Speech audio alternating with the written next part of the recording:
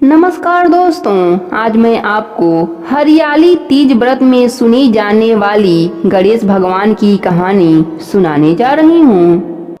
एक समय की बात है, एक गांव में एक मालिन रहती थी। उसके पति का स्वर्गवास हो चुका था। उसका एक 4 साल का पुत्र था। उसकी सास कठोर हृदय की स्त्री थी।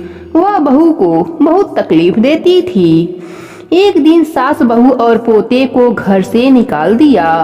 वह दोनों रोते हुए चलते चलते एक जंगल में जा पहुँचे। वहाँ एक बड़े पेड़ के नीचे बैठ गए। वहाँ से थोड़ी दूर पर एक गणेश जी का मंदिर था। वहाँ बहुत लोग गणेश जी के दर्शन करने आते थे।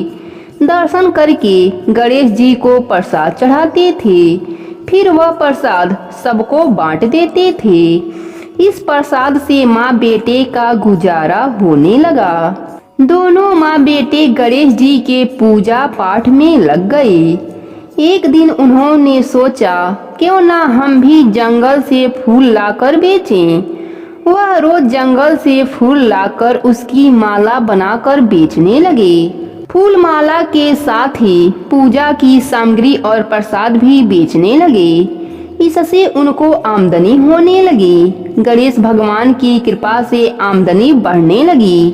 जल्दी ही उन्होंने एक मकान और एक दुकान बना लिया। एक दिन उसी नगर के राजा की बेटी मंदिर में पूजा करने आई। मालिन के बेटे को देखकर राजकुमारी उस पर मोहित हो गई और उससे विवाह करने की सोचने लगी। उसने अपने भाभी से अपने मन की बात कही। भाभी अनुभवी थी। उसने कहा, यह तो मालिन का बेटा है और तुम एक राजा की बेटी हो। यदि तुमने उससे विवाह किया तो तुम्हारी बहुत बेइज्जती होगी। पर राजकुमारी अपने बात पर अड़ी रही। उसने कहा, मैं तो प्रतिज्ञा कर लिया है कि उसी से विवाह करूंगी। भाभी महल जाकर सारी बात राजा को बताई। राजा ने मना नहीं किया और विवाह के लिए तैयार हो गए।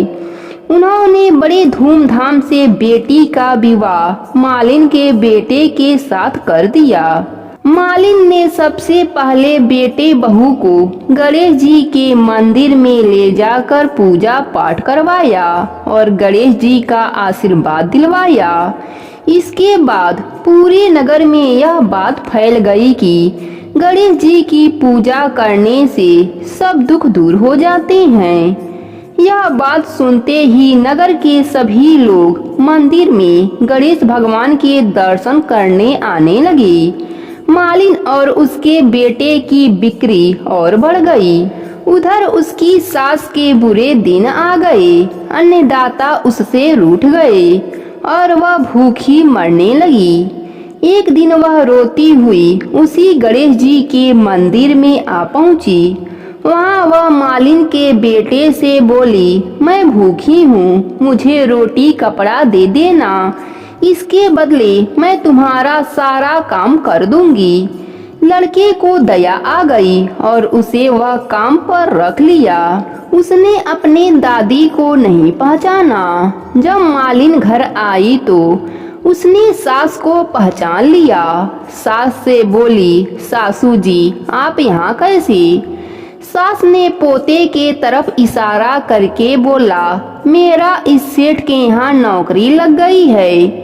बहू बोली, यह आपका पोता है और यह घर भी आपका ही है। यह दुकान भी आपका ही है।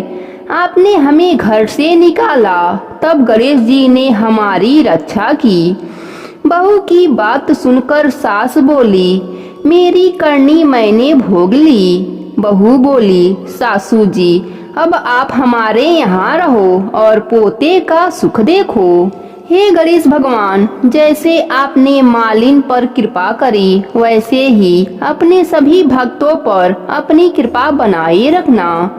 कहानी अधूरी हो तो पूरा करना, पूरी हो तो मान रखना। प्रेम से बोलिए गणेश भगवान की जय हो।